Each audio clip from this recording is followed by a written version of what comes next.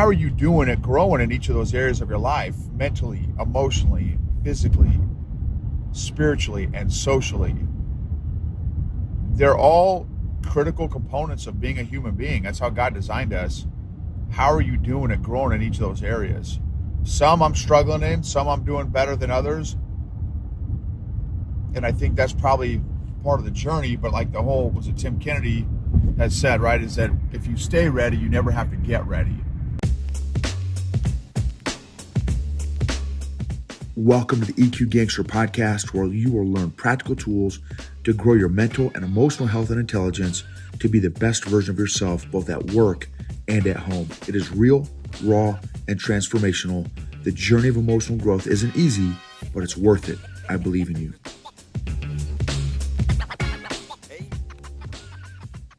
This episode is sponsored by Arrowhead Leadership Consulting.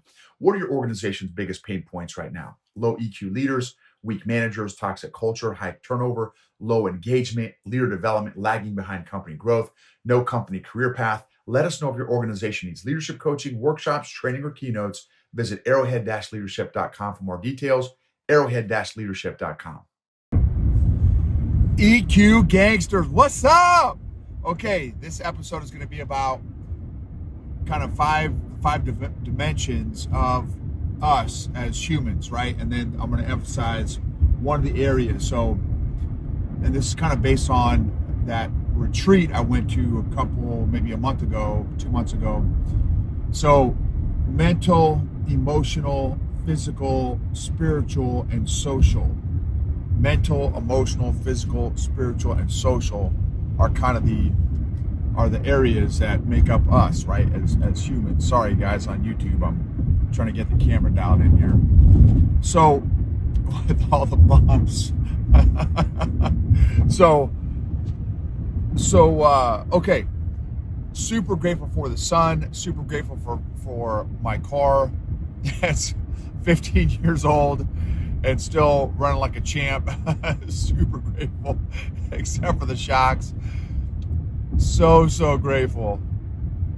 Thankful for big giant blue skies and all kinds of different varieties of trees and photosynthesis and how leaves do what leaves do and how the trunk of the tree does what it does. I'm thankful for roots on trees and plants. That's a whole nother lesson, right? How are our roots before fruits? That's also a super powerful message, right? So, and I'm thankful for communication and technology, and I'm thankful for, challenges and adversity. I'm thankful for jiu-jitsu. Went to another open mat, which was amazing. So my neck is feeling better, so I'm super grateful for that. Still have some numbness in my forearm and thumb. Thankful for my health. I'm thankful for God's patience. Okay, so the 5 dimensions: mental, emotional, physical, spiritual, and social. I'm going to be sharing more stuff about that as time goes on. But suffice to say that I got some really good skinny from Virgil Tanner, who I interviewed on my podcast a handful of episodes ago. I don't know when this is going to drop, so it may have been a couple months ago by now. He's the Secret Squirrel Missionary. Definitely recommend listening to that episode if you have not listened to that episode yet. Again, Virgil Tanner. And follow him on LinkedIn as well. He's the executive director of One Tree Ministries. And I'm going to be sharing some more stuff from that conference. I have not gone through all my notes and stuff yet, but so anyway, he's got this awesome kind of tracking methodology that he uses to track these 5 areas of someone's life, which is super powerful. And let's see. So the piece that I'm going to jump on here just very quickly is going to be the spiritual one. And I'm headed up on a road trip right now to Northwest Arkansas to do some client engagements with a couple of new clients, which I'm stoked about. Again, just so grateful for. Well, I'm going to be staying with my in-laws, and I'm going to be doing an episode with them on, this is a topic I've recently asked them, on Marco Polo, which is a free app, one of my favorite communication tools. What does spiritual maturity look like? How do you know when someone's spiritually mature? What does it look like? What does it sound like? What does it smell like? What does it taste like? What does it feel like? What does spiritual maturity look like?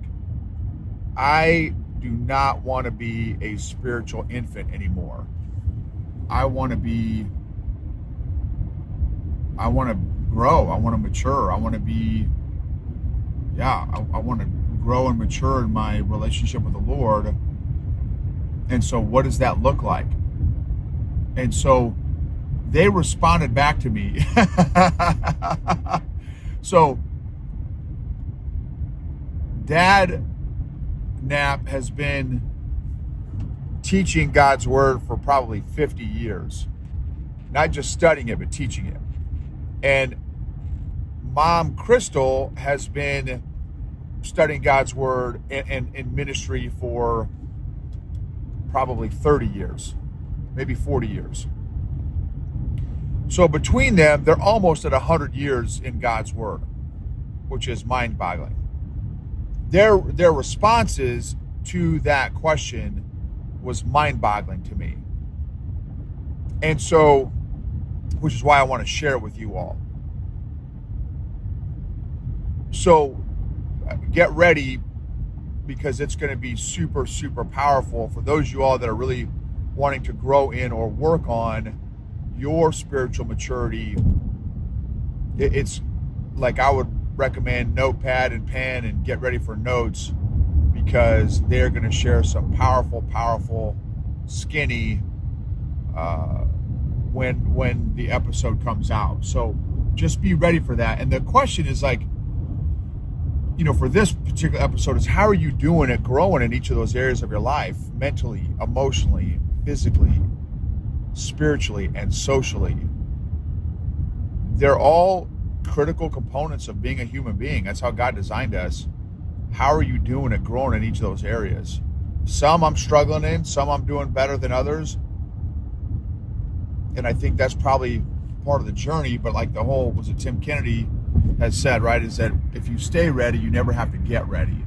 So, I am really working on growing in each of those areas and getting a baseline level of fitness in each of those areas, so that I can grow off of those areas and not have to play catch up. But just, there's some areas that I just feel still very behind in, and I don't like that feeling. I feel frustrated, and a little bit anxious about feeling a little behind in some of those areas. So I'm excited to get some traction. And spiritual growth is definitely one of those areas. So, and set up a game plan. First, figure out where you're at on the map in each of those areas. If you had to rate yourself on a scale from 1 to 10, how would you rate yourself in each of those areas?